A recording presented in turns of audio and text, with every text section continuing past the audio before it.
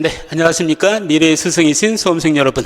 자, K면도날 팀에서 서양철학, 정치사회사상, 응용윤리를 담당하는 강트입니다. 자, 제가 오랫동안 수능에서 윤리를 담당하고 한 20년 가까이 수업을 했습니다.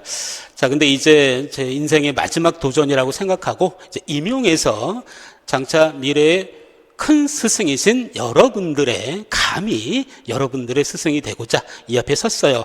근데 아마 저를 처음 보시는 분들이 많이 있을 것 같기 때문에 자, 이번 시간은요, 저를 소개하는 시간을 가져보려고 합니다. 근데 중요한 거는 제가 어떤 사람이냐, 이것도 물론 중요하겠지만 제가 어떻게 수업을 하느냐, 그게 가장 중요하지 않겠습니까? 제 인격적인 모습이라든가 어떤 뭐 기본 소양 같은 거는 이제 수업을 하면서 여러분을 직접 대하면서 여러분에게 제 모든 모습을 보여드릴 거고, 자, 이번 시간은요, 비록 짧지만 강의를 통해서 제가 어떤 강의를 여러분에게 보여드릴지 맛보기라고 해야 될까요? 그런 시간을 한번 가져보도록 하겠습니다. 그러기 위해서 일단 간단하게 제 경력사항을 좀 여러분에게 말씀을 좀 드릴게요. 저는 연세대학교 사회과학대학을 졸업을 했고요. EBS 강사를 한 3년 동안 했습니다. 그래서 여러분도 아마 고등학교 다니실 때 많이 아마 EBS를 들어보셨을 거예요. 수능 특강 뭐 그런 거 있잖아요. 수능 특강 윤리를 한 3년 정도 수업을 했었고요. 그 다음에 메가스타디에서도 한 5년 정도 강의를 했었고, 그 다음에 제가 강남대성학원에서도 10년 넘게 얼마 전까지 한 1년 전까지도 강남대성학원에서 한 13년 정도 수업을 했습니다. 자, 그러다가 이제 제 마지막 도전입니다. 마지막 도전으로 여러분 앞에 섰고, 앞으로 여러분에게 적중률 높은 강의, 효율적인 강의, 그리고 실제 합격에 도움이 될 수 있는 그런 강의, 실제적인 강의, 그런 강의를 통해서 여러분의 큰 도움이 될 수 있도록 최선을 다하는 그런 모습 보여드리도록 하겠습니다. 자, 일단 현재는 이제 박문관 임용 도덕윤리 교수입니다. K면도날 팀에서 서양철학, 정치사회사상, 응용윤리를 담당하고 있습니다. 자, 그럼 바로 들어갈게요. 바로 오늘은요, 무료 특강 해가지고 제가 여러분들에게 전반적인 모든 거를 다 설명할 수는 없겠고, 이 정도는 좀 알아두면 좋지 않을까, 그런 핵심적인 요소만 몇 개를 좀 추려왔어요. 그래서 여러분에게 간단하고 명쾌하게 설명하는 시간을 좀 가져보도록 하겠습니다. 자, 바로 들어갈게요. 자, 첫 번째, 롤스의 정의의 원칙. 자, 제1원칙과 제2원칙이 있습니다. 롤스의 정의 원칙은 무죄배일 상태에서 이기적이고 합리적인 개인들이 최소 극대화의 원리에 입각해서 만장일치의 합의로 도출되는 원칙이죠. 이러한 정의의 원칙들이 제도를 통해서 잘 구현되는 그런 사회, 그런 사회를 롤스는 이상적인 사회, 또 다른 말로 한다면 질서정연한 사회라고 명명했습니다. 자, 그러면 제1원칙과 제2원칙, 먼저 제1원칙 보세요. 각자는 모든 사람의 유사한 자유체계와 양립할 수 있는, 자, 평등한 기본적 자유. 자, 여기서 말하는 기본적 자유의 개념은요, 인간이라면 누구나 누려야 할 기본적 자유, 뭐가 있을까요? 양심의 자유, 뭐 거주 이전의 자유, 뭐 신체의 자유, 뭐 언론 출판의 자유, 기타 등등, 그런 기본적 자유가 가장 광범위한 전체 체계에 대해서, 자, 이건 무슨 말이냐면요, 자유에도 광범위한 자유가 있고 덜 광범위한 자유가 있겠죠. 하지만 어떤 사회든 그 사회가 보장할 수 있는 가장 광범위한 자유를 개인들에게 보장해야 됩니다. 그리고 누구한테는 광범위한 자유를 보장하고 누구한테는 광범위하지 않게 덜 광범위하게 자유를 보장하면 안 되겠죠. 모든 사람에게 최대한의 광범위한 자유를 보장하고 그러한 광범위한 자유는 모든 사람에게 차별 없이 평등하게 보장되어야 합니다. 자, 지금 말을 조금 어렵게 썼어요. 유사한 자유체계와 양립한다. 이 얘기는 뭐냐면 모든 사람에게 기본적 자유를 평등하게 보장해야 된다는 얘기예요. 그리고 기본적 자유는 가장 광범위하게 보장해야 된다는 얘기입니다. 그래서 이게 평등이라는 말, 그 다음에 양립이라는 말, 그 다음에 기본적 자유라는 말, 이게 핵심이 되겠고, 자, 제1원칙을 평등한, 롤스는요, 평등한 자유의 원칙이다. 이렇게 얘기를 하죠. 평등한 자유의 원칙, 모든 사람에게 그 사회가 보장할 수 있는 가장 광범위하다고 말할 수 있는 정도까지의 자유를 보장하고 그 광범위한 자유는 모든 사람에게 평등하게 보장해야 된다. 자, 그게 제1원칙이고 평등한 자유의 원칙이라고 합니다. 자, 그 다음에 제2원칙이 있어요. 제2원칙은 두 가지로 구성이 됩니다. 자, 첫 번째는 사회 경제적 불평등은 제2원칙은 뭐냐면요, 어떤 불평등의, 이렇게 쓸 수가 있습니다. 불평등의 정당화 조건. 불평등의 정당화 조건. 롤스는 이상 사회를 불평등이 없는 완전 평등한 사회를 제시하지 않습니다. 인간이 자유롭게 사는 데 있어서 기본적으로 불평등은 있을 수밖에 없어요. 하지만 그 불평등이 정당하냐, 정당하지 않느냐, 요거를 롤스는 초점을 두고서 얘기를 합니다. 만약에 어떤 사람은 태어날 때부터 선천적으로 행운을 타고났고, 또 어떤 사람들은 그렇지 못한 사람도 많이 있잖아요. 또 어떤 사람은 태어날 때 최초로 부여받는 지위가 아주 우월한 지위에서 출발하는 사람도 있고, 또 어떤 사람은 그렇지 못한 사람도 있습니다. 그러니까 롤스가 봤을 때 인간은요, 태어날 때부터 평등하지 않습니다. 근데 만약에 누군가가 행운을 타고났고 우연히 선천적으로 아주 높은 지위를 타고났고, 그래서 평생 그냥 그런 선천적인 운으로 인해서 평생 호의호식한다면, 별로 노력도 안 했는데도 평생 잘 산다면, 또 어떤 사람은 불행을 타고났는데 별로 높지 않은 사회적 지위를, 최초의 사회적 지위를 타고났는데 그로 인해서 죽어라고 노력했음에 불구하고 평생 불행하게 산다면, 그런 사회는 그로 인한 불평등은 정당한 불평등이 아니죠. 그런 사회는 정의로운 사회가 아닙니다. 자, 그러니까 롤스가 초점을 맞춘 건 뭐냐면, 어쨌든 선천적인 행운의 격차, 선천적인 우연적인 사회적인 지위의 격차, 그 자체를 없애거나 바꿀 수는 없어요. 그 자체를 바꿀 수는 없습니다. 하지만 그러한 영향력을 최대한 적게 받을 수 있는 그런 사회가 그래도 어느 정도 정의로운 사회가 아닌가. 그러니까 불평등이 있을 수밖에 없지만 그 불평등이 정당한 불평등이어야 한다. 정당하지 않은 불평등이 아니라 정당한 불평등이 되려면 어떻게 해야 하는가. 자, 그래서 불평등의 정당화 조건으로 제시한 게 제2원칙입니다. 이 말은 뭐냐면요, 불평등의 정당화 조건이란 말은 이런 말도 가능해요. 불평등의 제한. 불평등의 제한. 그러니까 정당하지 않은 불평등은 최대한 있어서는 안 된다. 그러니까 불평등의 정당화 조건이라고 하는 말은 불평등의 제한 조건이라는 말과도 통합니다. 자, 어쨌든 이렇게 제2원칙은 불평등의 정당화 조건과 연관이 되고요. 자, 첫 번째, 그것이 정의로운 저축의 원칙과 양립하면서 최소 수혜자에게 최대 이득이 되어야 하고, 자, 이것을 뭐라고 하냐면 차등의 원칙이라고 합니다. 자, 그러면 정의로운 저축의 원칙이다. 이게 무슨 말일까요?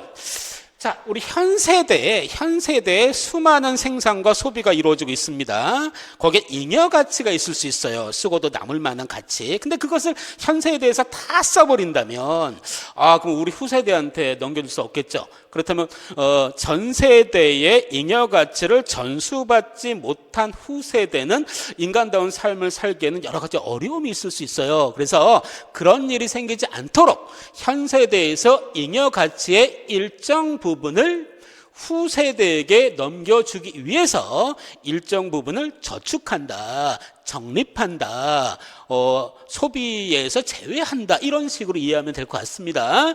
자, 그래서 정의로운 저축의 원칙과 양립하면서 최소 수혜자에게 최대 이득이 되도록 분배한다. 자, 이걸 차등의 원칙이라고 하고요. 그 다음에 공정한 기회균등의 조건 아래 모든 사람에게 개방된 직책과 지위가 결부되게끔. 자, 많은 사람들은 어떤 권력이 있고 많은 것을 분배받을 수 있는 그런 직책과 지위를 누구나 다 원합니다. 그죠? 근데 그런 직책과 지위를 원하는데, 그러면 그런 직책과 지위를 어떻게 분배해야 하는가? 자, 그거는 바로 공정한 기회균등의 조건 아래에서 분배해야 합니다. 자, 요거를 공정한 기회균등의 원칙. 자, 예를 들어 볼게요. 여러분 100m 달리기를 합니다. 아주 키가 큰 사람, 나이 많은 사람은 젊은 성인이라고 할게요. 한 사람은 5살짜리 꼬마라고 합시다. 같은 선에서 출발시키는 거, 이것도 평등이에요. 어쨌든 같은 선에서 출발시켰으니까. 근데 여러분 결과는 뻔하지 않습니까? 성인과 5살짜리 꼬마가 같은 선에서 출발한다면 결과는 100% 누가 이기겠어요? 성인이 이기죠. 그죠? 몸이 큰. 과연 그것을 평등하다고 말할 수 있을까? 누구는 태어날 때부터 행운을 타고났고 누구는 태어날 때부터 불행을 타고났는데 단순히 형식적으로 똑같은 선에서 출발하게 한다고 해서 과연 그것을 진정한 평등이라고 말할 수 있을까? 물론 근대사회 이전에는 그러한 형식적인 기회균등조차도 보장이 안 됐습니다. 하지만 근대가 되면서 그런 형식적인 기회균등이 보장이 됐고 물론 그 이전 시대보다 자유와 평등이 보장된 거죠. 훨씬 많이. 하지만 그것을 진정한 평등이라고 보기 어렵습니다. 꼬마한테는 앞에서 출발시키는 게 더 평등하지 않을까요? 그러면 어느 정도 앞에서 출발시켜야 될까? 그거는 뭐 사회적 합의의 대상이 되겠죠. 그래서 성인보다 꼬마를 앞에서 출발시켜서 그럼 누가 이길까요? 경주를 하게 됐을 때 그거는 뭐 그 사람의 그 이후의 노력에 따라 달려 있겠죠. 노력이나 능력에 따라 달려 있겠죠. 그 다음에 누가 이기건 그거는 뭐 결과는 중요한 게 아닙니다. 어쨌든 좀 차별적인 혜택을 줘야 됩니다. 불행을 타고난 사람에게, 최소 수혜자에게 최대 이득이 되도록 실질적 기회균등을 보장해야 된다. 그것을 롤스는 공정한 기회균등의 원칙이라고 합니다. 자, 제1원칙은 뭡니까? 평등한 자유의 원칙. 제2원칙은 차등의 원칙과 공정한 기회균등의 원칙. 자, 그러면서 롤스는요, 제1원칙은 항상 제2원칙에 우선한다. 이렇게 얘기합니다. 이거를 뭐라고 하냐면 이렇게 얘기하죠. 자유의 우선성이다. 보통 제1원칙은 자유의 측면에 성향이 강하고요. 제2원칙은 평등의 측면에 성향이 강합니다. 그래서 롤스는 자유주의와 평등주의를 조화시켰다. 보통 이런 평가를 받기도 해요. 하지만 자유주의와 평등주의를 조화시킨 건 맞지만 어디까지나 롤스는 평등보다 자유를 우선시합니다. 그래서 제1원칙은 어떠한 경우에도 제2원칙에 의해서 제한될 수 없다. 항상 제1원칙은 제2원칙에 우선한다. 제1원칙은 자유와 연관되기 때문에 이것을 어떤 용어로 얘기한다면 자유의 우선성이라고 합니다. 자, 그 얘기는 뭐냐면 약자를 배려하는 게 제2원칙의 핵심이거든요. 약자 배려라든가 그 다음에 어떤 사회적 어떤 이득의 증대, 극대화 그런 걸 위해서 제1원칙이 제한될 수는 없다. 이걸 자유의 우선성이라고 하죠. 이걸 또 다른 말로 뭐라고 하냐면 축차적 서열이라고 합니다. 제1원칙과 제2원칙 간의 축차적 서열을 인정한다. 항상 이게 우선이 돼야 돼요. 그래서 우리 사회는 여러분 수많은 가치가 있잖아요. 수많은 가치가 있고 그 가치 중에서 어떤 게 또 우선일지 어떤 대립이나 갈등이 생기는 경우가 많습니다.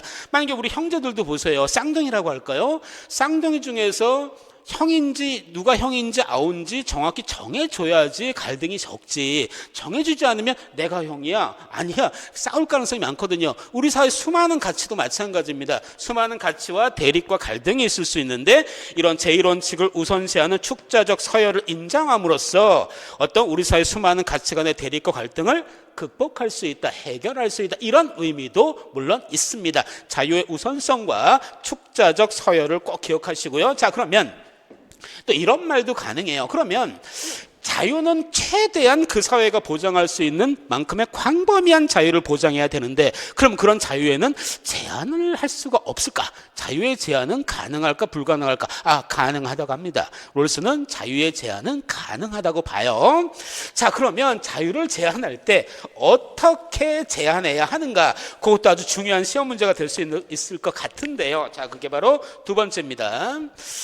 자, 1-1 덜 광범위한 자유와 그 다음에 덜 평등한 자유. 좋은 시험 문제가 될 수 있을 것 같아요. 자, 요거 한번 읽어볼게요. 정의의 원칙들은 축차적 서열로 이루어져야 하므로 자유는 자유를 위해서만 제한될 수 있다. 여러분, 이 문장 이해하셔야 됩니다. 외우려고 그러면 까먹습니다. 이해를 하고 나면 저절로 외워지지 않을까 싶은데, 제가 지금 방금 말씀드렸죠. 축자적 서열이 뭡니까?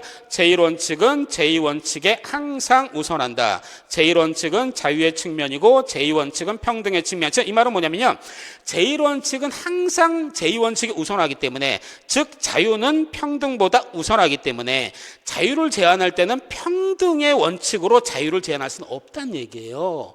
그 얘기는 뭐냐면, 자유는 제한할 수 있지만 평등의 측면에 입각해서 제한할 수 없다. 그렇다면 자유는 제한할 수 있는데 제2원칙 평등의 측면으로 제한할 수 없다. 그렇다면 자유는 자유를 위해서만 제한할 수 있다, 이런 말이 나오죠. 제1원칙은 제2원칙에 의해서 제한될 수 없다. 자유는 평등, 약자 배려를 위해서는 제한될 수 없다. 근데 자유는 제한될 수 있다. 그렇다면 자유는 자유를 위해서만 제한될 수 있다. 자, 이게 바로 정의 원칙들은 축자적 서열로 이루어져야 하므로 자유는 자유를 위해서만 제한될 수 있다. 자, 그러면 이런 자유의 제한과 관계돼서 두 가지 이론이 있습니다. 덜 광범위한 자유, 덜 평등한 자유. 좀 말이 어렵죠. 제가 방금 말씀드린 것처럼 모든 사람에게는 그 사회가 보장할 수 있는 최대한 광범위한 자유를 보장해야 됩니다. 근데 만약에 덜 광범위한 자유만 보장한다면 그 자체가 자유의 제한이 되죠. 예를 들어 볼게요. 우리 코로나 사태 때 끝난 지가 얼마 안 됐죠. 아직 우리는 몇 년 동안 진짜 고통 속에 살았습니다. 마스크? 자, 마스크를 쓰건 안 쓰건 내 자유야. 근데 국가에서 어떻게 했어요? 그런 자유를 인정하지 않았죠. 그죠? 무조건 건물이나 어떤 시설에 갈 땐 반드시 마스크를 써야 된다. 이건 자유에 대한 제한입니다. 그렇죠? 왜 그런 마스크를 쓰고 안 쓰고의 자유를 개인한테 부여하지 않고 항상 마스크 쓰라고 제한을 했습니까? 왜냐하면 전체적인 자유의 체계를 강화하기 위해서. 만약에 사람들이 마스크를 자기 마음대로 안 쓰고 돌아다니다가 전염이 되고 감염이 되고, 그러면 사회 전체적인 어떤 보건이라든가 행복이라든가 안전이 무너지지 않습니까? 마스크를 쓰고 안 쓰고의 자유보다 전체적인 어떤 행복, 보건의 자유, 그죠? 건강하게 살 수 있는 자유, 그게 더 광범위한 자유예요. 그러니까 사회 전체적인 어떤 보건과 건강의 그런 행복, 그런 자유를 위해서 덜 광범위한 자유를 제한하는 것. 마스크 쓰는 거하고 전체적인 보건하고 어느 게 더 광범위합니까? 전체적인 보건이죠. 마스크 쓰는 것은 덜 광범위한 자유죠. 그 자유를 제한하는 겁니다. 근데 누구는 마스크를 쓰게 하고 누구는 마스크 안 써도 되게 하고, 그러면 안 되죠. 마스크를 쓰게 한다면 모든 사람이 평등하게 마스크를 쓰게 해야 됩니다. 그러니까 자유를 제한할 때는 평등하게 제한해야 돼요. 자, 그럼 보세요. 자, 사회 구성원들의 불평등은 없지만, 즉 모든 사람들에게 마스크를 쓰게 한다. 누구는 쓰게 하고 누구는 쓰지 않아도 되게 하고, 그러면 안 돼요. 그러니까 불평등은 없지만 그들이 보다 좁은 범위의 자유를 갖는 경우, 마스크를 쓰고 안 쓰고의 자유를 배제했으니까 좁은 범위의 자유를 갖는 거죠. 왜 그렇습니까? 더 광범위한 자유, 전체적인 사회의 전체적인 자유의 체계를 보장하기 위해서, 그러기 위해서는 덜 광범위한 자유만 인정한다. 그 자체가 자유의 제한이 되는 거죠. 자, 그거를 덜 광범위한 자유가 되고, 그 다음에 덜 평등한 자유. 이 말이 조금 더 우리 수험생 여러분들 어려워하는 것 같아요. 사회의 어떤 계층의 사람이 다른 계층의 사람보다 더 큰 자유를 갖는 경우, 그때는 약자가 받아들여야만 이런 것이 가능합니다. 예를 들어 볼게요. 자, 국회의원들, 국회의원하고 일반 사람들하고 비교 한번 해봅시다. 자, 국회의원들은요, 대중교통, 비행기라고 할게요. 비행기를 탈 때요, 어떤 입국 심사와 출국 심사에 있어서 아주 간단하게 합니다. 그 사람 특혜를 주고 있어요. 우리 일반 사람들은 까다로운 입국 심사와 출국 심사를 받아야 되죠. 근데 국회의원들은 안 그렇습니다. 그 사람들한테 어느 정도 자유를 준 거고 일반 사람들에게는 자유를 제한한 거죠. 왜 그렇습니까? 국회의원들은 입법 행위를 통해서 약자의 이익을 크게 하는 그런 역할을 하거든요. 그런 역할을 하기 때문에 대다수의 국민들은 국회의원들의 그런 특혜를 받아들이는 거예요. 자, 그러니까 그게 바로 덜 평등한 자유. 이게 바로 자유의 제한 중에 두 번째입니다. 사회의 어떤 계층, 예를 들어서 국회의원에게 다른 계층 일반 사람들보다 더 큰 자유 출입국에 있어서의 어떤 편리성 그런 걸 보장하는 거 많은 사람들이 그래 그럴 수도 있지 인정했어요. 그죠? 왜? 국회의원들은 약자를 배려하는 입법 행위를 하니까. 그죠? 그런 명분이 있기 때문에 그때 우리는 그것을 덜 평등한 자유, 그러니까 덜 광범위한 자유를 인정하는 것도 자유의 제한이고, 덜 평등한 자유, 어떤 계층에게는 많은 자유, 어떤 계층에게는 그렇지 못한 자유 인정하는 그 자체가 자유의 제한이 되겠죠. 이 두 가지를 인정하는 것이 자유의 제한입니다. 자유는 자유를 통해서만 제한될 수 있다. 제1원칙은 제2원칙에 의해서 제한될 수 없고, 자유의 제한은 인정되지만 자유는 자유를 통해서만 제한될 수 있다. 자, 이게 두 가지, 덜 광범위한 자유, 덜 평등한 자유, 이런 논리를 이해하시면 좋을 것 같고요. 자, 그러면 롤스 얘기 조금만 더 한번 해보죠. 자, 이제 세 번째로 넘어갑니다. 자, 롤스는요, 제2원칙에 대해서 다양한 해석에 대한 이론을 제시합니다. 지금 여기 네 가지 노란색으로 쓴 부분이 있습니다. 이거는 롤스의 정의원칙, 제2원칙에 대한 다양한 해석 네 가지입니다. 자, 여기에서 모든 사람에게 이득이 되어야 한다. 효율성의 원칙이냐, 차등의 원칙이냐. 그다음에 평등하게 개방되어야 한다. 재능이 있으면 출세할 수 있다는 식의 평등. 이거는 뭐라고 합니까? 형식적 기회균등이라고 합니다. 그 다음에 그것 갖고는 진정한 평등이라고 볼 수 없다. 공정한 기회균등으로서의 평등, 이거를 실질적 기회균등이라고 합니다. 자, 그랬을 때 효율성의 원칙과 형식적 기회균등이 결합해서 이루어지는 체제를 자연적 자유체제라고 합니다. 여기서 자연적이라는 말은요, 태어날 때 행운을 타고났는가 불행을 타고났는가, 또 태어날 때 갖게 되는 최초의 사회적 지위, 그런 걸로 얻게 되는 자유를 자연적 자유라고 합니다. 여러분, 효율성이 뭡니까? 적은 비용으로 큰 효과, 그죠? 적은 투입으로 큰 산출을 얻는 것을 효율성이라고 그러죠. 이런 효율성의 원칙과 형식적 기회균등이 결합되는 사회는요, 타고난 행운을 타고난 사람한테는 상당히 유리한 사회겠죠. 그렇죠? 불행을 타고난 사람한테는 상당히 불리한 사회겠죠. 자, 이런 사회는 롤스는요, 정의로운 사회가 아니라고 합니다. 선천적 행운, 선천적인 운에 의해서 지배될 수밖에 없는 사회이기 때문에 이런 사회는 정의로운 사회가 아니죠. 자, 그래서 두 번째로 요걸 볼게요. 자, 요거는요, 효율성의 원칙은 그대로 유지가 되지만 형식적 기회균등에서 실질적 기회균등으로 바뀌었습니다. 실질적 기회균등으로 바뀌었기 때문에 어느 정도 선천적인 행운, 선천적인 운의 영향이 어느 정도 제한이 되겠죠. 제한이 됐기 때문에 이 자연적 자유체계보다 자유주의적 평등체계가 더 정의로운 건 맞아요. 하지만 어디까지나 차등의 원칙이 아니라 효율성의 원칙에 의해서 지배되는 사회이기 때문에 이쪽의 사회보다는 선천적인 운의 영향이 줄어들긴 했지만 여전히 선천적인 운의 영향이 완전히 배제된 건 아니기 때문에, 그죠? 아니기 때문에 이 또한 완전히 정의로운 사회라고 볼 수는 없습니다. 자, 롤스가 정의 원칙, 이 원칙에 대한 해석에서 가장 이상적인 결합으로 본 거는 바로 민주주의의 평등 체계입니다. 민주주의적 평등 체계. 자, 자연적 자유 체계, 자유주의적 평등 체계, 민주주의적 평등 체계. 자, 민주주의적 평등은요, 약자를 배려하는 차등의 원칙과 그 다음에 형식적 기회균등이 아니라 약자를 배려하는 실질적 기회균등이 결합된 이러한 원칙에 의해서 많은 제도와 많은 규칙이 만들어지고 그런 제도와 규칙에 의해서 운영되는 그런 사회를 롤스는 민주주의적 평등체계라고 합니다. 자, 여러분, 아마 이게 주관식으로 빈칸 넣기에 나올 가능성이 많을 것 같습니다. 우리 용어 한번 생각해 보세요. 외우려고 하면 까먹습니다. 자, 타고난 행운, 타고난 운이 지배하는 사회잖아. 그러니까 그런 건 자연적이라는 용어와 연관되지 않습니까? 그러니까 자연적 자유체계. 또 이 아래쪽은요, 형식적 기획운동보다 실질적 기획운동의 영향을 많이 받으니까 어느 정도 평등의 체계가 또 확립이 됐잖아요. 그러니까 일단 평등이란 말은 일단 다 주어지고요. 자유주의적 평등보단 민주주의적 평등이 더 평등이 구현된 사회라고 보시면 됩니다. 그럼 아무래도 용어 정리에 조금 도움이 될 것 같아요. 자연적 자유, 자유주의적 평등, 민주주의적 평등. 럴스가 이상으로 본 거는 당연히 제2원칙인 자등의 원칙과 또 제2원칙 중에 또 하나인 공정한 기획운동의 원칙이 결합된 민주주의적 평등의 사회다. 이렇게 보시면 되겠죠? 자, 그 다음으로 한번 넘어갈게요.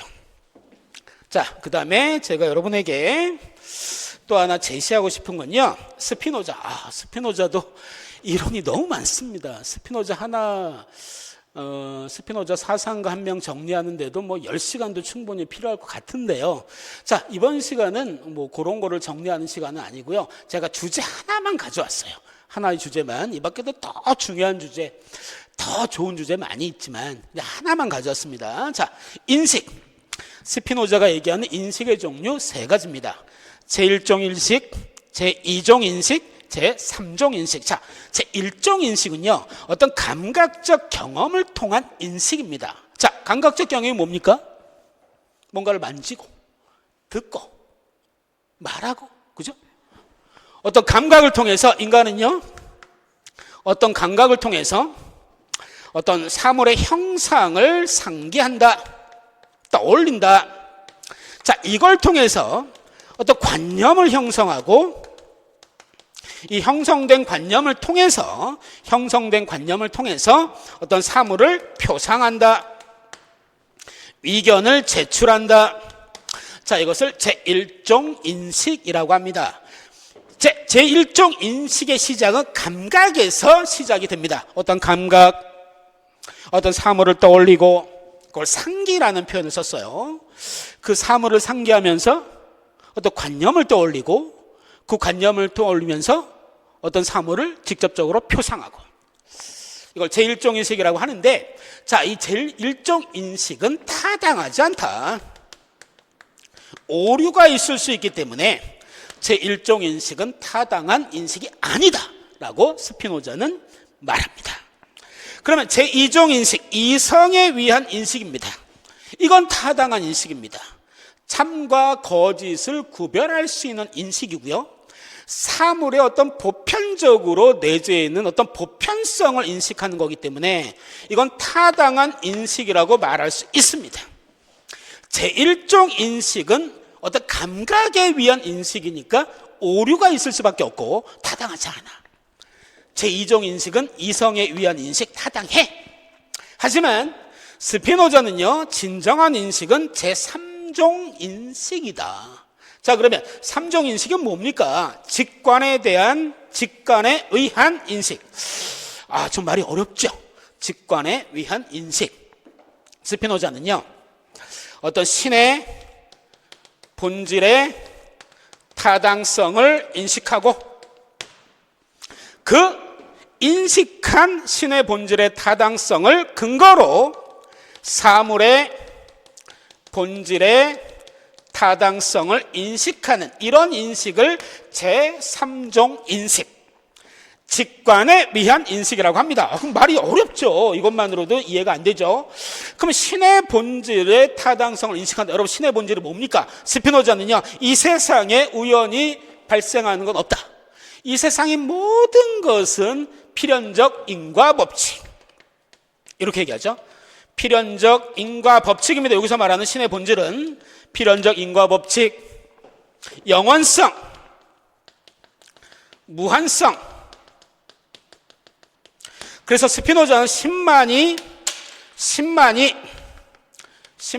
무한하고 유일한 실체, 이런 표현을 씁니다. 인간과 사물은 신의 속성을 일부 부여받은 유한한 실체. 그렇죠? 신만이 무한하고 유한한 실체고, 인간과 사물은 신의 속성을 일부 부여받은, 그렇죠. 이런 표현을 썼죠. 양태진하지 않는다. 이런 표현을 썼습니다. 자, 그러니까 신의 본질의 타당성은 바로 필연적 인과 법칙과 영원성을 인식하는 거죠. 이 영원성을 인식하면서 사물의 본질의 타당성을 인식하는 거. 그래서 이걸 다른 말로 영원의 상이다. 자, 제가 이 주제를 통해서 우리 수험생 여러분에게 말씀드리고 싶은 건 영원의 상이란 말이 무엇이고 이 제3종 인식과 영원의 상이라는 말이 어떻게 연관되는지 그게 포인트예요. 이거 실제로 기출문제에 났었죠. 어떤 제시문이 주어지고요. 스피노자의 제3종 인식에 대한 제시문이 주어졌고요. 가로가 이렇게 있었습니다. 그럼 이 가로에 들어갈 말이 영원의 상입니다. 영원의 상을 쓰게 하는 문제가 단답식으로 실제로 났었죠. 출제가 됐었죠. 제3종 인식, 신의 본질의 타당성을 인식하면서 사물의 본질의 타당성을 인식하는 그런 과정. 신의 본질은 무한한 실체로서 신의 본질은 영원성. 필연적 인과 법칙. 우연이란 존재하지 않는다. 그걸 알고서 사물을 인식하는 것이 진정한 인식이 아닌가. 그래서 이런 표현도 합니다. 스피노자는 신은 능산적 자연이다. 그 다음에 인간과 사물은 소산적 자연이다. 자, 능산적 자연이란 말은 다른 말로 생산하는 자연. 그 다음에 소산적 자연이란 말은 생산된 자연. 저는 이 부분을 설명할 때 엄마와 갓난아기 비유를 우리 수험생 여러분에게 많이 얘기를 해요. 자, 이거 엄마입니다. 이거는 아기라고 해보세요. 엄마의 속성, 엄마의 유전자를 아기는 어느 정도 갖고 태어났죠. 아기는 엄마 품에 있을 때만 행복합니다. 엄마 품을 벗어나서 갓난아기는 살 수가 없어요. 죽어버리죠. 인간도 마찬가지입니다. 신의 속성을 부여받은 양태로서의 인간도 마찬가지야. 신을 벗어나서는 살 수가 없어요. 신에 대한 정확한 인식 없이는 인간을 인식할 수 없습니다. 이렇게 인간과 신을 직관적으로 인식할 수 있을 때, 즉 인간이 양태로서 인간이 영원한 실체인 신의 품에 안겨 있을 때 인간은 그때 비로소 진정으로 행복할 수 있다. 자, 그래서 진정한 행복은 제3종 인식, 직관적인 인식을 통해서 영원의 상 아래에서 인식할 때, 그래서 신의 품에 안길 때, 신과 하나가 될 때 인간은 진정으로 행복할 수 있다. 자, 그러면 우리 제시문 간단하게 볼게요. 자, 요런 제시문이 이제 출제가 될 수가 있겠죠. 영원성은, 자, 영원의 상 꼭 기억하세요. 영원성은 신의 본질이 필연적으로 존재를 포함하는 한에 있어서, 자, 영원성은 신의 본질 그 자체이다. 그러므로 사물을, 자, 요거 시험 문제, 영원의 상 아래에서 파악하는 것, 즉 사물이 신의 본질을 통하여 존재를 포함하는 한에 있어서 사물을 파악하는 것이다. 이게 바로 제3종 인식, 직관에 위한 인식이죠. 따라서 우리의 정신은 그 자신과 신체를 영원의 상, 또 나왔습니다. 영원의 상 아래에서 파악하는 한에 있어서 필연적으로 신에 대한 인식을 가지며 또한 자신이 신 안에 있으며 신을 통해서 파악된다는 것을 알 수 있다. 아기는 엄마 품에 안에 있으며 또 엄마를 통해서 파악될 때 그 아기는 제대로 인식될 수 있는 거죠. 또 엄마 품에 안 있을 때 아기는 진정으로 행복할 수 있고, 마찬가지다. 인간도 신의 품에 있을 때, 신과 하나가 될 때, 또 신을 직관적으로 인식할 때 진정으로 행복할 수 있다. 자, 스피노자를 봤습니다. 우리 그 다음으로 한번 넘어가 볼게요. 바로 넘어갑니다. 자, 세 번째, 아우구스티누스, 교부 철학의 대표적인 사상가 아우구스티누스의 악의 존재 군함. 자, 기독교는 이렇게 얘기합니다. 신은 유일신, 창조주죠. 자, 신은 실체입니다. 완전한 실체예요. 또 신은 절대선, 신은 절대로 악할 수 없습니다. 신은 유일신이고 창조주고, 신은 실체, 완전합니다. 절대선이고. 자, 그럼 인간을 한번 볼게요. 인간은요, 인간도 물론 실체입니다. 인간도 물론 실체예요. 이게 스피노자하고 다르죠. 스피노자는 뭐라고 합니까? 신만이 유일한 실체, 인간과 사물은 그저 신의 속성을 일부 부여받은 양태에 지나지 않는다. 스피노자는 신만이 유일한 실체라고 하지만 기독교에서는요, 신이 실체고 신이 창조한 모든 것도 실체입니다.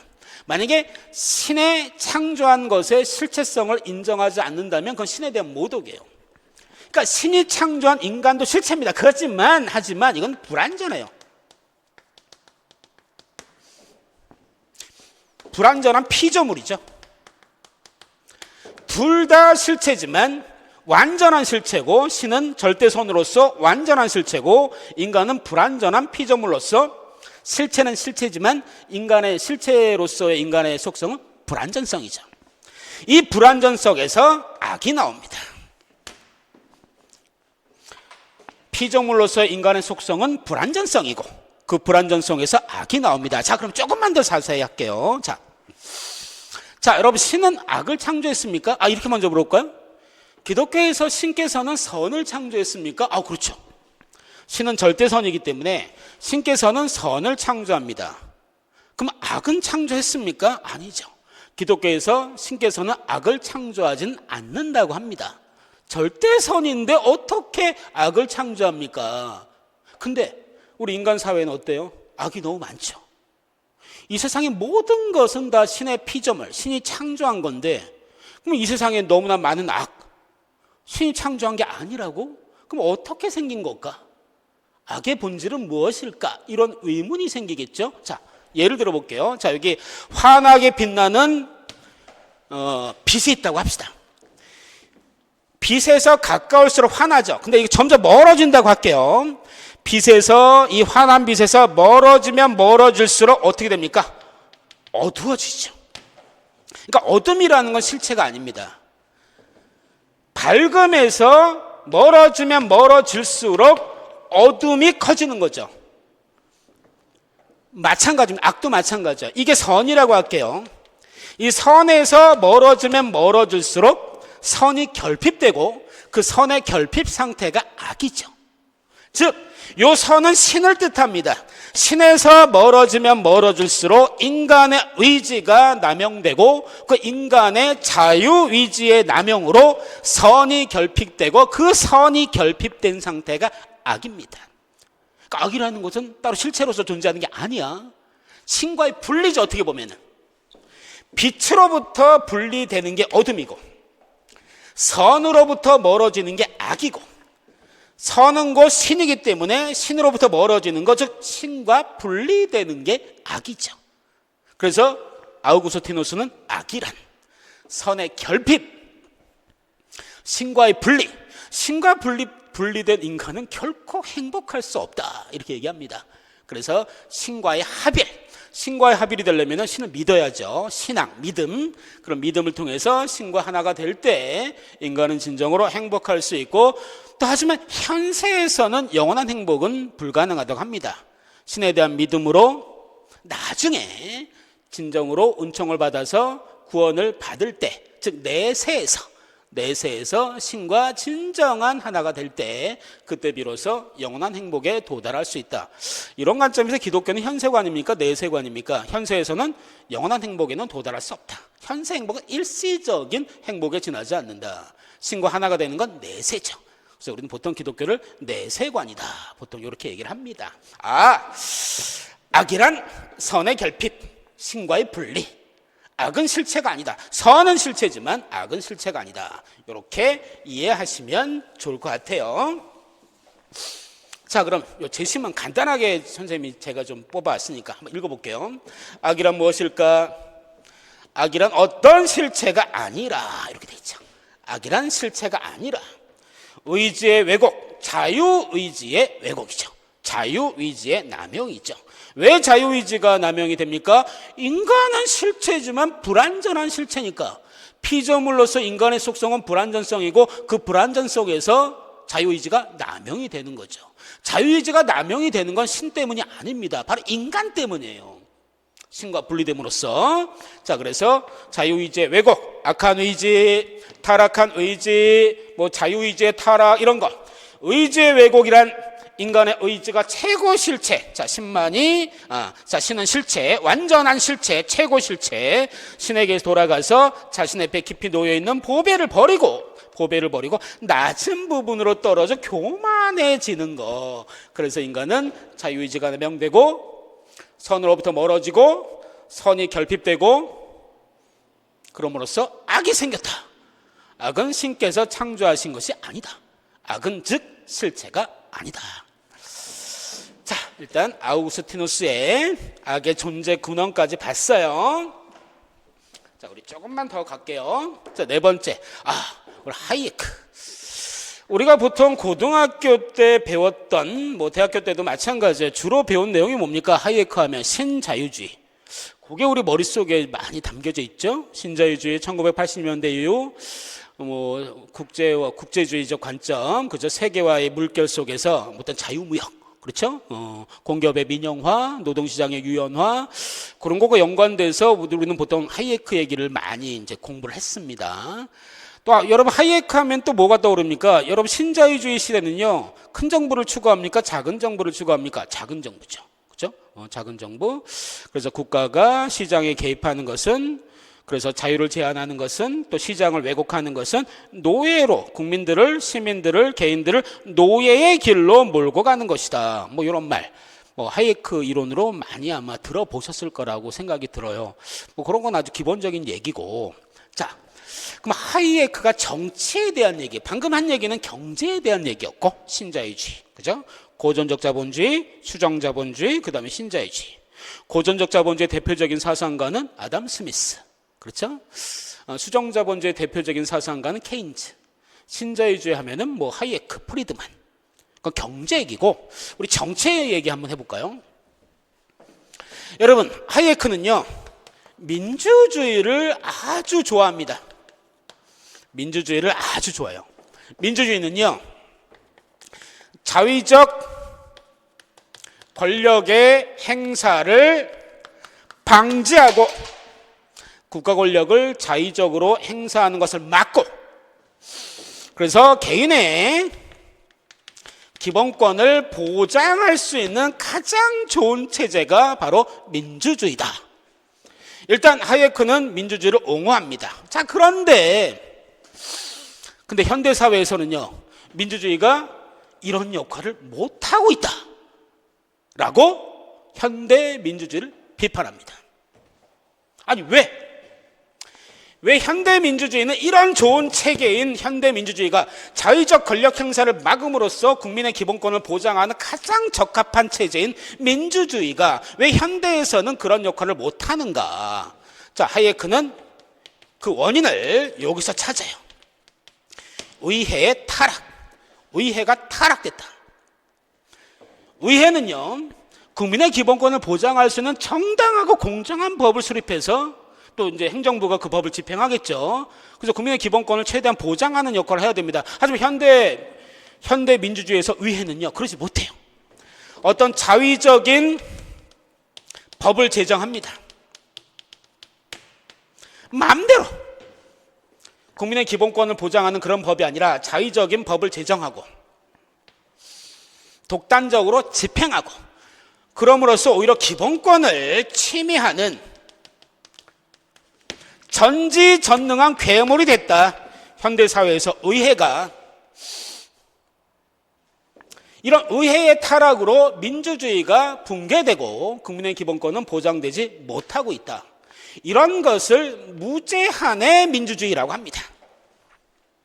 이런 것을 무제한의 민주주의가 됐고, 또 국회의 다수당은 어때요? 많은 이익 집단으로부터 지지를 받아야지 계속 권력을 유지할 수 있지 않습니까? 그러니까 많은 이익 집단으로부터 흥정을 하죠. 법을 만들 때. 오로지 국민의 기본권만 보장하는 것을 목표로 법을 만들어야 되는데, 많은 이익 집단들의 지지를 받기 위해서 걔네들 흥정하고 서로 교섭하다 보니까 이도저도 아닌 자의적인 법이 만들어진다는 얘기죠. 이런 걸 흥정민주주의라고 합니다.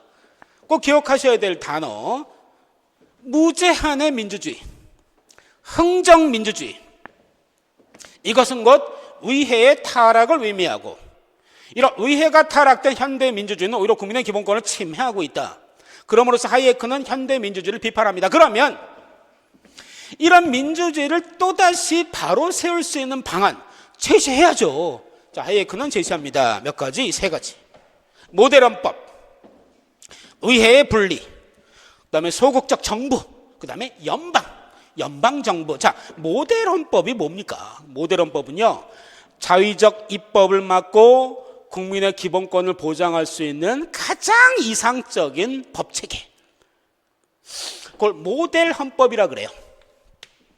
근데 모델헌법이 되려면 기본 원리, 어떤 전제 조건이 두 가지가 있습니다. 자, 첫 번째가 뭐냐면요, 반드시 국민의 기본권을 제한할 때는 평상시에 국민의 기본권을 제한할 때, 어떤 위기 시에는 여러분 예외적으로 국민의 기본권을 제한할 수 있죠. 전쟁이 일어났다, 국가 질서가 급격히 무너지고 있다, 그때는 국민의 기본권을 제한할 수밖에 없습니다. 위기 시는 어쩔 수가 없어요. 하지만 위기 시 말고 평상시에 국민의 기본권을 제한할 때는 반드시 법의 근거가 있어야 돼요. 법의 근거 없이 국민의 기본권을 제한할 수 없다. 이게 모델 헌법의 첫 번째 원리입니다. 자, 그리고 또 국민의 기본권을 제한하는 만약에 어떤 정부가 있을 때, 그죠? 그 정부가 국민의 기본권을 제한할 수 없도록 법을 만들고 함부로 바꿀 수 없게 해야 돼요. 이 두 가지, 그죠? 평상시에 국민의 기본권을 제한할 때는 반드시 법적 근거가 있어야 되고, 또 만약에 어떤 정부가 국민의 기본권을 심하게 훼손할 때 그것을 제한하는 규정을 두고 그 규정을 함부로 변경할 수 없게, 그런 두 가지 조건이 충족이 됐을 때 모델헌법이 가능하다. 모델헌법이란 자위적 입법을 막고 국민의 기본권을 보장할 수 있는 이상적인 법체계를 모델헌법이라고 하고 하이에크가 제시합니다. 자, 그 다음 두 번째, 무제한의 민주주의, 흥정민주주의를 극복할 수 있는 두 번째, 바로 의회의 분리죠. 여러분, 의회는 엄청 힘이 강합니다. 우리나라도 그렇죠. 국회에서 특정 정당이 과반수 이상을 차지하게 되면 무슨 법이나 다 만들 수가 있어요. 그렇죠? 어떤 특정 집단의 이득을 반영하는, 그러면 안 되는데 절대적인 괴물이 돼가지고 이전은 이런저런 많은 법을 만들고 있습니다. 그러면 국회의 힘을 어떻게 해야 돼? 제한을 해야죠. 자, 그러기 위해서 의회의 분리, 입법의회와 행정의회라는 표현을 씁니다. 입법의회와 행정의회로 분리한다. 분리된 그만큼 의회의 힘은 약화된 거죠. 약화된 만큼 무제한의 민주주의가 어느 정도 제한되는 거나 마찬가지죠. 그럼 만약에 이렇게 구분을 했는데, 분리를 했는데, 만약에 양자 간에 충돌이 있을 수도 있다고 합니다. 충돌이 있을 때는 좀 조정을 해야죠. 조정하기 위해서 또 하이에크가 제시한 거는요, 헌법재판소를 통한 중재를 제시하기도 합니다. 자, 그 다음에 또 하이에크가 제시한 건요, 소극적 정부를 제시합니다. 여러분, 정부에는 두 가지로 구분을 합니다. 적극적 정부가 있고요, 소극적 정부가 있습니다. 여러분, 적극적 정부는 뭐냐면 국민들에게 이거 해라, 저거 해라 명령하는 거, 이게 바로 적극적 정부예요. 소극적 정부는 국민에게 명령하는 정부가 아니라 잘못된 것을 금지하는 정부. 하이에크는 기본적으로 정부는 적극적 정부가 아니라 소극적 정부이어야 한다라고 합니다. 기본적으로 정부는 적극적 정부가 아니라 국민에게 이것저것 명령하는 적극적 정부가 아니라 잘못된 것만을 금지하는, 그러면 정부의 힘은 커지겠어요? 작아지겠어요? 작아지죠. 이런 소극적 정부를 이상적인 정부의 모습으로 제시합니다. 그 다음 연방정부. 정부의 힘이 커지는 이유는 중앙에 모든 권력이 집중돼서 그렇죠. 그래서 중앙에 집중된 권한을 지방으로 많이 이양하는 그런 연방정부. 그럼 아무래도 중앙정부의 어떤 힘이 약화되겠죠.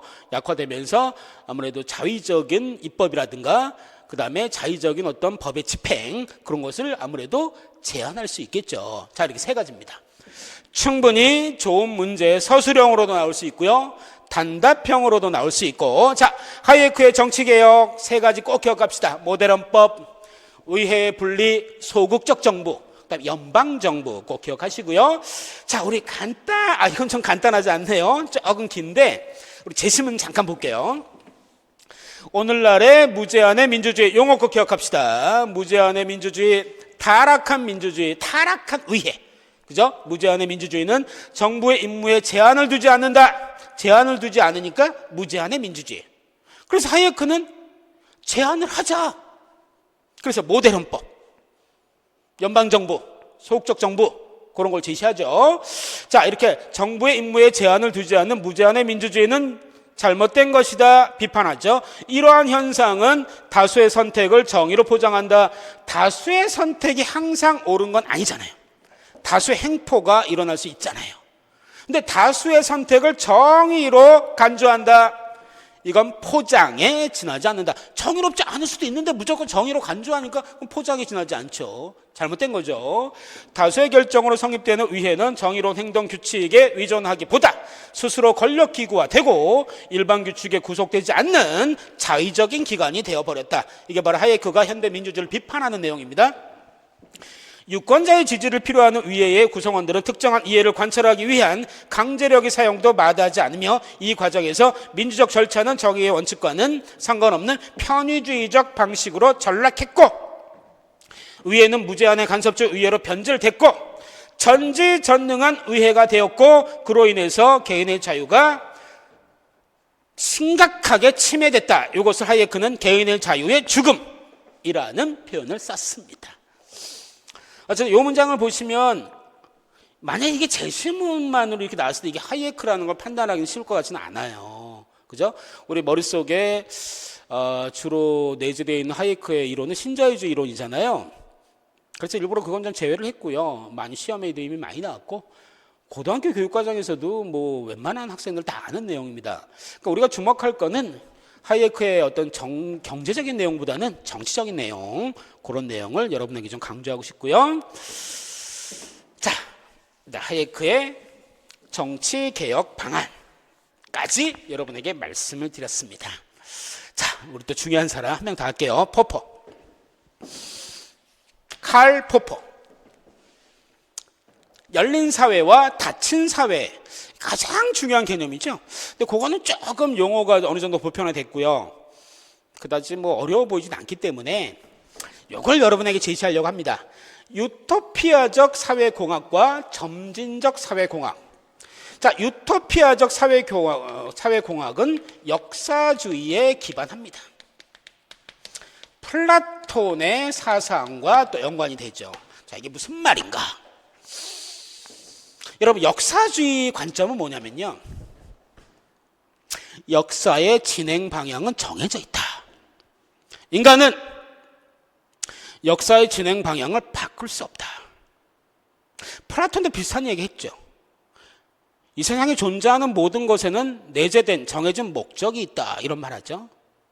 그 목적을 달성하기 위한 수단에 대해서 얘기했고, 플라톤이 그런 이론을 뭐라고 합니까? 목적론적 세계관이라고 합니다. 존재하는 모든 것은 정해진 내재된 목적이 있고 비슷한 논리로 역사는 끊임없이 변하고 그 역사의 전개 방향은 정해져 있다. 그 역사의 전개 방향이 정해져 있으니까 그 역사의 방향대로 빨리빨리 바꿔가지고 유토피아를 건설하자. 그런 걸 유토피아적 사회공학이라고 합니다. 그러니까 급진적인 거죠. 유토피아적 사회공학은 역사주의에 기반하는 급진적인 사회 변동을 추구하는 걸 바로 유토피아적 사회공학이라고 합니다. 근데 이와 반대로 점진적 사회공학은요, 현재 존재하고 있는 악이나 고통을 하나하나씩 제거하면서 점진적으로 사회를 발전시키자. 어떤 정해진 어떤 미래, 역사적인 미래, 어떤 목적을 위해서 모든 걸 하루아침에 바꾸는 그런 급진적인 거 말고 현재 존재하는 악, 현재 존재하는 고통, 그걸 하나하나씩 바꾸자. 현재 조금씩 앞으로 나가자. 그걸 점진적 사회공학이라고 합니다. 자, 그러면 정의를 한번 다시 내려볼게요. 자, 유토피아적 사회공학, 역사주의에 기반한다. 급진적인 사회 변혁 프로그램이다. 모든 사람이 행복할 수 있도록 그런 이상사회가 목표가 되겠죠. 그래서 그런 사회를 만들기 위해서 쓰잘데없는 거 다 빨리빨리 제거하고 사회를 급진적으로 빨리빨리 변화시키자. 누가 생각이 납니까? 마르크스. 그렇죠? 마르크스는 역사 발전 5단계설을 제시했잖아요. 원시공산, 고대노예, 중세봉건, 근대자본주의, 사회주의라는 과도기를 거쳐서 이상사회는 공산사회가 될 것이다. 이건 역사적으로 필연적이다. 역사주의잖아. 이걸 역사 발전 5단계설이라고 하잖아요. 그래서 마르크스는 혁명을 통해서 빨리 바꾸자. 혁명을 통해서. 그래서 이상사회에 도달하자. 이상사회로 가자. 쓰잘데없는 거. 어차피 이상사회로 가는 게 역사적 필연적으로 그런 사회로 갈 거니까. 어차피 그쪽으로 갈 거니까. 가는 거 빨리 가자. 급진주의 아닙니까? 자, 그러니까 이런 포포의 유토피아적 사회공학과 연관되는 건 플라톤, 마르크스, 역사주의 이런 것과 개념과 연관시키는 아마 좋은 공부가 될 것 같습니다. 근데 점진적 사회공학은 그렇지 않습니다. 소극적 공리주의 원리를 적용합니다. 자, 여기서 또 중요한 건 왜 공리주의면 그냥 공리주의지 왜 하필이면 소극적 공리주의인가? 자, 여러분 적극적 공리주의가 뭡니까? 그 사회의 최대한의 행복, 최대한의 선을 극대화하자. 행복과 이득을 극대화하자. 이건 적극적 공리주의예요. 근데 소극적 공리주의는 어떤 행복과 이득의 극대화가 아니라 고통의 제거를 추구하는 것. 쾌락의 극대화를 추구하면 적극적 공리주의고, 소극적 공리주의는 고통의 극소화, 쾌락의 극대화는 적극적 공리주의, 고통의 극소화는 소극적 공리주의. 현재 발생하고 있는 고통과 악을 그때그때 제거하자. 이득의 극대화보다는 고통을 최대한 줄이자. 이런 것을 소극적 공리주의라고 합니다. 점진적 사회공학은 소극적 공리주의 원리를 적용합니다.